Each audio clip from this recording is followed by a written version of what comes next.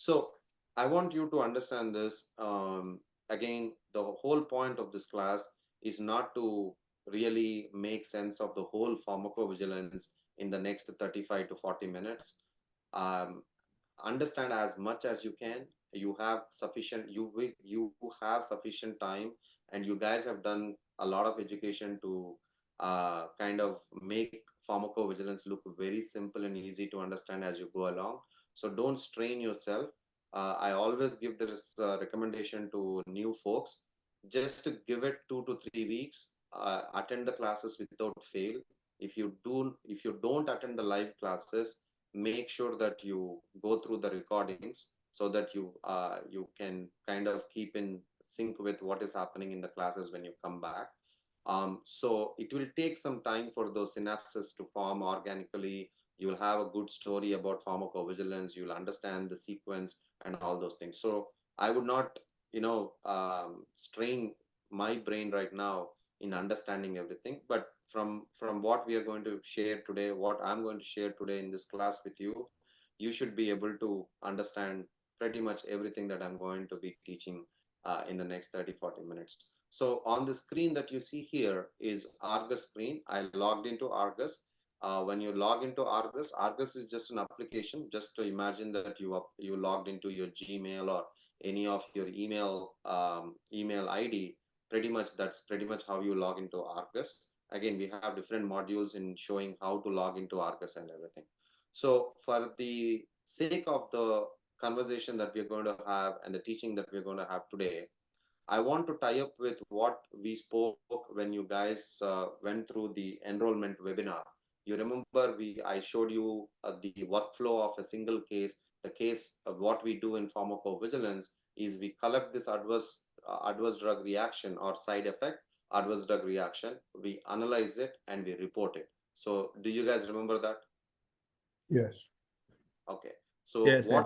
what we do is, let us say, you just for the sake of example, let's say a patient took a drug, developed a side effect or adverse drug reaction of rash, and they're reporting rash to you. And for some reason, the patient had to go to the hospital, get treated for rash, stayed in the hospital for maybe a day or so, and then patient recovered from rash after the treatment was given, and he comes home, reports rash to you. That report, that questionnaire, whatever the pharmacist is asking, or let us say they call the pharmacy and said, look, you gave the medication, I developed rash, I am reporting an adverse drug reaction. So what the pharmacist does is they will have their own questionnaire, like when did you buy the drug, when did you apply the drug, how did you take the drug, is this anything that was known before, do you have any drug allergies before, or were you allergic to the same drug before. They're like set of questionnaires they'll ask, and all that information that the patient is giving them, it goes into a report, and that report will be emailed to your company inbox, which is called global safety inbox. So it's pretty much like an email. It's an actually email. If it comes to your email and you open up this PDF, it will have all the information that the pharmacist or whoever it was reporting in that, and you take that document as your source information, and that's why we call it as source document. So what we are going to do is, you just have to imagine this, because we are only able to share one screen at a time. Just imagine that you have two screens, and in one screen you are opening up this source document, opening up the report of that adverse event of rash, and in the other screen you have Argus, which is which is exactly what you see on your screen, and you have to enter that case of rash. Is that clear? Are you able to understand? Yeah. Okay, good. So how do you enter that case of rash is, you have to create a case. You have to, process a case. So you basically go to, let me zoom in. So I think you go to case actions. Are you able to see my zoomed in screen? Yeah, it's better now. Oh, yeah, it's better now. So you go to case actions, you go to open new, and it will give you this case actions form. So we always use, like, in the industry we use jargon. You use specific words for specific things. So we don't use the word case creation, but we use the case, we use the word book in. Did you book in the case? Did you book in, or did you, it's like check in. It's like we use the word book in. So did you create a case? So let us say, for example, this is the case entry form or case creation form or the book-in screen. So this is how you create, you book in the information from the source document. So whatever you have it on the source document, you're basically doing data entry as is, trying to mirror that information into Argus. Is that clear? Okay, good. Yes. So again, Argus training, Argus, whatever we are going to teach, it's not like we are teaching you how to do data entry. We are teaching you the principles of pharmacovigilance. At the same time, you're also learning why you're doing what you're doing. So it's very important to understand not just data entry component, because I'm sure based on the training that you have received so far, you should be, capable enough to do data entry, but I believe your role is going to be more than data entry as you kind of evolve in the pharmacovigilance space. So you should know the principles behind what you are doing in the screen. So we're not going to go through every data element. We're not going to go through every box because it's not really required, and you'll understand it why as we go along. So let me take you through how to book in a case. Now, before I go into booking in a case, I want you to get to the uh, basic of the source document. So once you see the source document in the email, you open up the email. Before you book in a case, you need to make sure the source document has met minimal criteria. So the interview, they're going to ask you, what is minimal criteria to enter a case? What is the minimal criteria to make that makes a case valid? So valid case has four minimal criteria.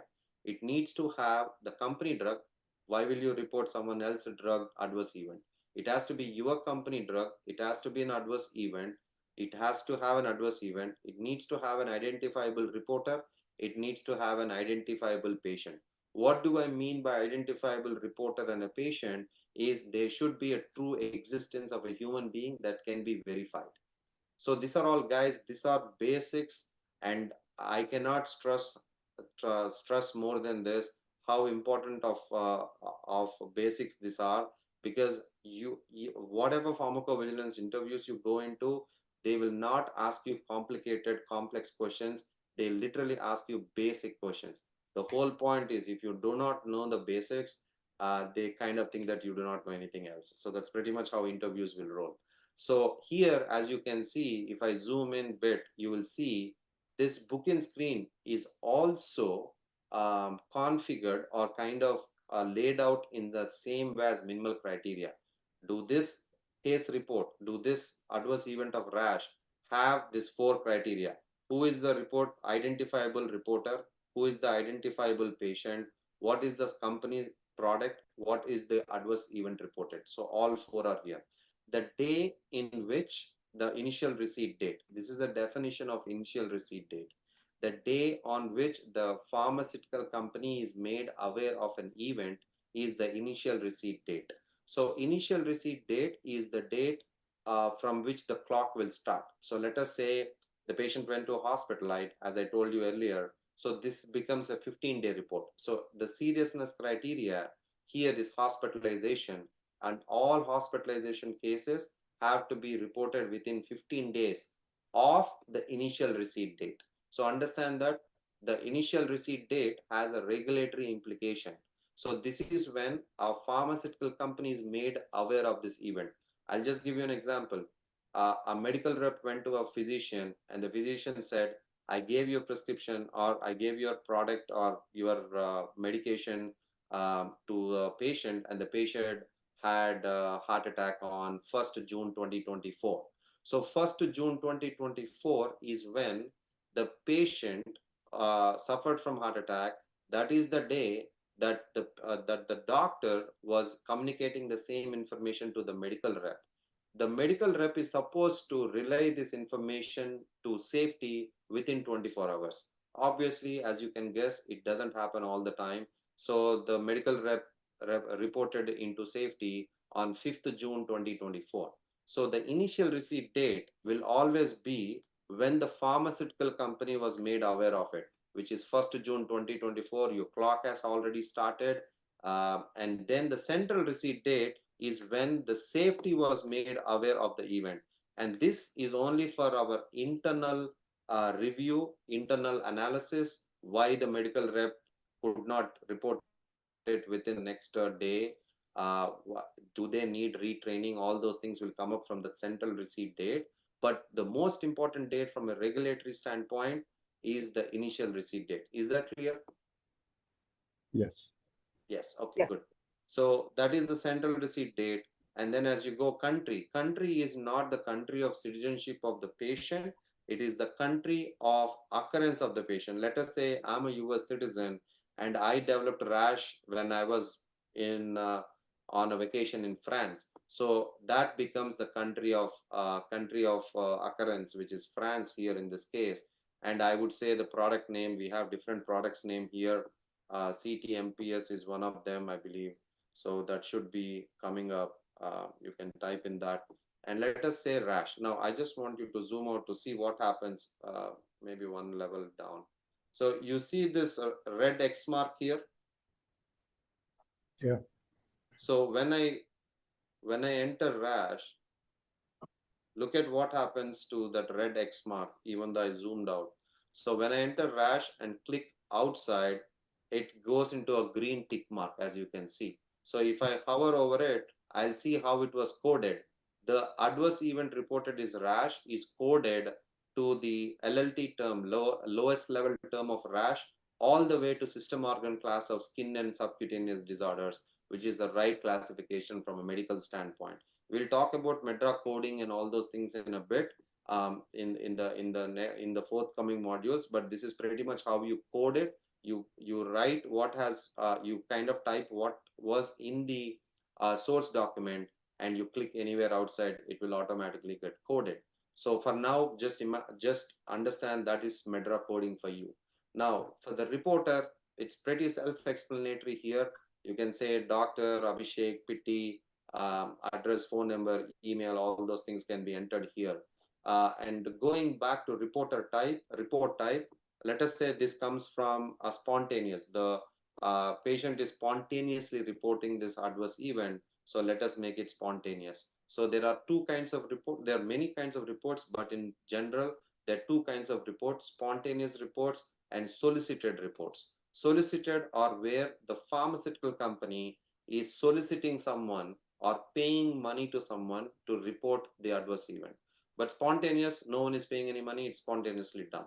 So the patient, the same way, they should be an identifiable patient. There are few patient identifiers which we'll cover in the next 10 minutes, like the patient name, patient initials, patient ID, patient date of birth, patient age, patient gender at birth. All these things are patient identifiers.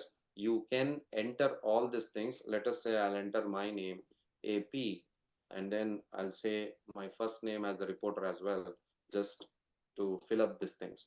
Now, you do duplicate search to make sure two things. Now, you always get this question in the interview, why do you want to do duplicate search? Your answer is for two reasons. We'll do duplicate search because to avoid over reporting and to make sure you're not duplicating your work. Is that clear? Okay. Yeah. So once you search the database, it will say no case found. Can you see in the center of the screen, no case found? So once you do that, then what you can do is you can hit continue. And once you hit continue, you see at the center of your screen what happens when I say hospitalization. Just look at where my cursor is. So you don't see anything here. Once I hit hospitalization, the book-in tab will open. The book-in button will open. This is called a validation check. So you need to select if this case is serious, what is the seriousness criteria? Or is this case non-serious? Then if the case is non-serious also, if you say it's non-serious, this will be grayed out and the booking will be there. Now, so far so good. Understandable? Yes. Yep. Okay. Once you have it, you book in the screen. I mean, you book in the case. It has given a case, new case 2024 MED FR006 has been successfully created. Do you wish to open the case? Now, if my job in a company is just booking in, like say 100 cases, I would not say open the case. I would say no, I'll go to the next source document, start booking in the case. Now, this is not going to be your job 9 to 5, but I'm just telling you, in some companies, if you're just a booking specialist, you'll be doing this all day long. Now, if you are the person who's going to do data entry, who's going to be case processing, you will say, yes, I want to open this case that you just created, or the best word to use is that you just booked in. So once you open that, this is the case forms that you see. So this is the case that we just did, 2024 MEDFR 406. The patient initials is AP. So this is called case. The whole case report is like this, and you have general case form, patient case form, product case form. We call it tabs sometimes, but the actual thing is case form. General case form, patient case form, product case form. So if you know how to process the case from each of these tabs in detail, you pretty much cover Argus. And that's what we are going to do in the next few weeks. We're going to go through each tab, go through each of the pharmacovigilance principles of why you're doing what you're doing. So you not only understand Argus and how to work with Argus, but at the same time, you'll also understand the principles of pharmacovigilance. Is that clear, guys? Yes. Awesome. So as you can see, whatever I entered in the booking, it's already mapped. It's already linked. So it's always good to enter as much information as possible in the booking screen, so that you don't need to work on that case much, maybe later in the tabs. So you see, I entered spontaneous, I entered the initial receipt date, central receipt date, I entered the country of occurrence of the adverse event. All those things are already mapped into this. So general tab really doesn't have much to say apart from two things. One is about the medical confirmation of the case. The second is the healthcare professional. This follow-up thing that you see here, let us deflect.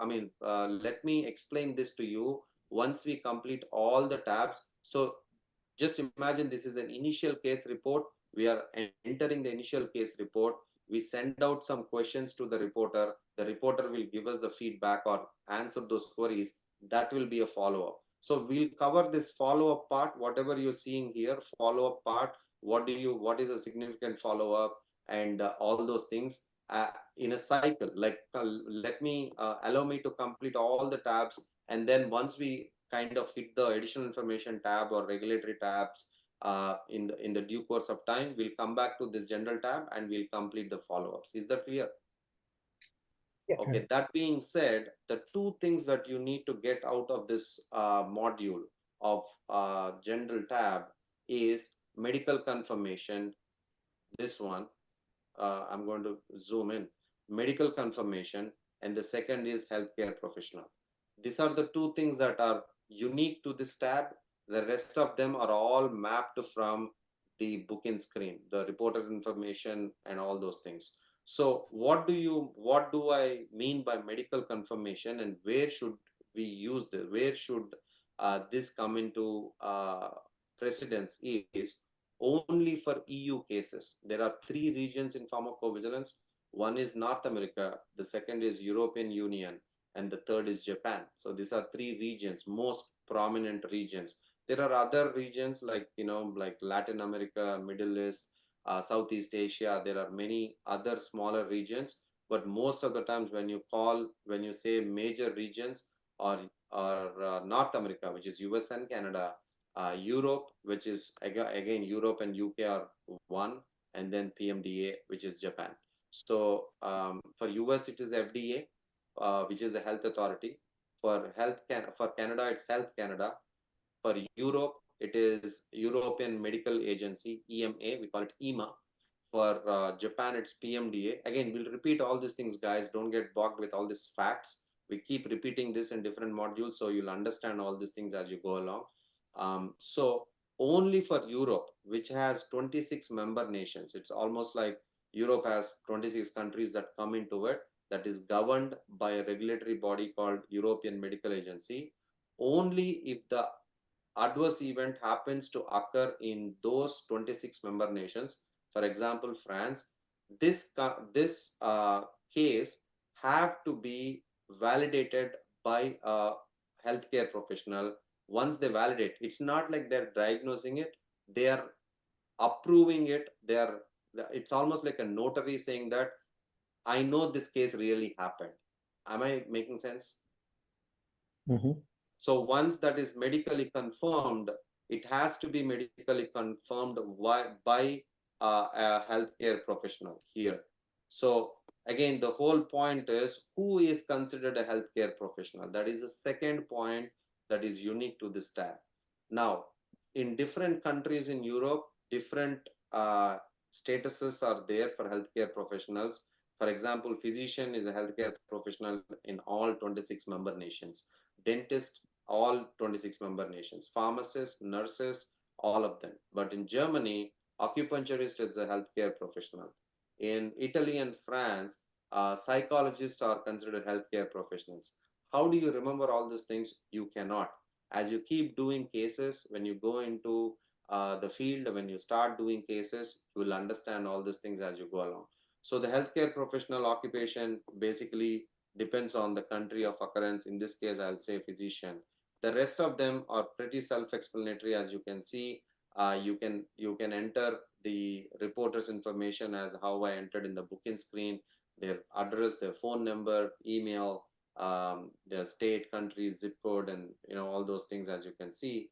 And the the the other thing I just want you to kind of pay attention to is this side of the screen, where you always protect the confidentiality of the reporter, and whoever is on the most left hand side of the screen will be the primary reporter. So the definition of a primary reporter is whoever is closest to the patient and also can give you the maximum available information. So in this case, if it is a physician giving you information and you get the maximum information, accurate information, they will become the primary reporter. Let us say it's a spontaneous case. The mother is reporting the son is suffering from rash. There is no doctor involved. The mother becomes the primary reporter. Now, in that case, you can have n number of reporters. As you can see, this is P. As you can see, if P is in the highlight, this is the primary reporter, and this you can enter any number of reporters. They are all secondary reporters. They are able to feed you some information, but the primary person that you need to contact if you have any questions or queries regarding this case would be the primary reporter. Is that simple to understand? Yes. Okay. So again, I'm not going into a lot of details and all those things because I just want to make sure that you get the basics right, and we are not, even in this phase, we are not missing out on anything that is interview focused. We are covering everything interview focused. Am I making sense, guys? Am I okay with this space? I have a question, please. Sure. So for the medically confirmed, so for example, like in your analogy, if the mom calls to report the case and she's primary reporter, that automatically becomes medically confirmed as no, versus if it's a physician, acupuncturist in Germany, psychologist in the other countries, or is the medically confirmed the person doing the case processing? No. It is not case processing. Good question. It's always, if the mom is calling and saying the son has developed rash, you automatically ask, did you go to a doctor? Is it confirmed? Okay. So that's how it works. Okay. Good question. So that is general tab. And I think we might need another 5 minutes. We should be done with the class. So we'll just cover only the first two parts of patient tab, and the rest of it, you're on sync with the class tomorrow. Okay. I don't want to rush you guys. Is that a good pace? I'm asking you again. Yeah, yes. Yeah, absolutely. Iris, how about you? Yeah, it's okay. Awesome. So in the patient tab, basically exactly what you know about the reporter, the same thing will hold good for the patient.